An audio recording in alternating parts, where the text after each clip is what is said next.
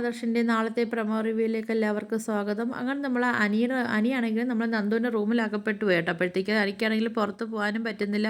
അപ്പോൾ ഇതുകൊണ്ടാണെങ്കിൽ നമ്മൾ നന്ദു പറയുന്നുണ്ട്, എനിക്ക് ആ ടെൻഷൻ കൊണ്ട് എൻ്റെ തലയൊക്കെ പൊട്ടി പൊളക്കുന്ന കണക്ക് എനിക്ക് തോന്നുന്നതൊക്കെ പറയുന്നുണ്ട് കേട്ടോ. അപ്പം നമ്മൾ അനിയും പറയുന്നുണ്ട്, എനിക്കും ഇതണക്കായിരുന്നു, നിന്നെ കാണാതെ എനിക്കും ടെൻഷൻ കൊണ്ട് എനിക്ക് തല പൊട്ടി പൊളക്കുന്ന കണക്കൊക്കെ ആയിരുന്നു എന്നൊക്കെ പറഞ്ഞു. ഇപ്പോഴേ എനിക്കൊന്ന് സമാധാനമായെന്നൊക്കെ നമ്മൾ അനി പറയുന്നുണ്ട് കേട്ടോ. പിന്നാണെങ്കിലും നമ്മൾ ഗോവിന്ദനും കനകയാണെങ്കിലും പുറത്തുനിന്ന് സംസാരിക്കുന്നുണ്ട് കേട്ടോ. അപ്പോൾ ഗോവിന്ദൻ പറയുന്നുണ്ട്, ആരോ മതിൽ ചാടിയതാണ്, എനിക്ക് നല്ലതുപോലെ സൗണ്ട് കേട്ടേന്ന് പറയുമ്പോഴത്തേക്കും നമ്മൾ കനക പറയും, ഈ രാത്രിയാണെങ്കിൽ ഒരു തേങ്ങ വീണാലും ആരെങ്കിലും ചാടുന്ന കണക്കൊക്കെ സൗണ്ട് കേൾക്കത്തുള്ളൂ എന്നൊക്കെ പറയുന്നുണ്ട് കേട്ടോ.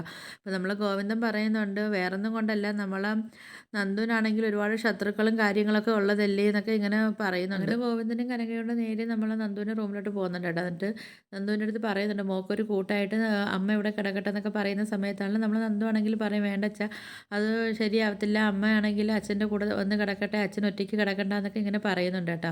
അപ്പോഴത്തേക്കും നമ്മൾ ഗോവിന്ദൻ പറയുന്നുണ്ട്, ഇല്ല മോളെ, മോക്കാണ് ഇപ്പോൾ ഒരു സുരക്ഷിതത്വവും കാര്യങ്ങളൊക്കെ വേണ്ട, അതുകൊണ്ട് അമ്മ മോളെ കൂടെ കിടക്കട്ടെ എന്നൊക്കെ പറയുന്നുണ്ട് കേട്ടോ.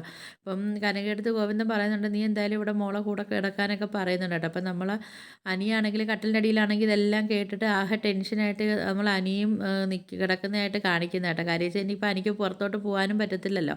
അപ്പോൾ ആ ഒരു ടെൻഷനിലായിട്ട് നിൽക്കുന്ന അനിയും കാണിക്കുന്നുണ്ട് കേട്ടോ. അപ്പോൾ ഇതൊക്കെയാണ് പ്രൊമോ റിവ്യൂ ആയിട്ട് കാണിച്ചിരിക്കുന്നത്. അപ്പോൾ നിങ്ങൾക്ക് എൻ്റെ വീഡിയോസൊക്കെ ഇഷ്ടപ്പെടുകയാണെങ്കിൽ ഒന്ന് ലൈക്ക് ചെയ്ത് ഷെയർ ചെയ്ത് സബ്സ്ക്രൈബ് ചെയ്ത് കൂടുതൽ ബെല്ലൈക്കനോട് എനേബിൾ ചെയ്തൊന്ന് സപ്പോർട്ട് ചെയ്യണേ.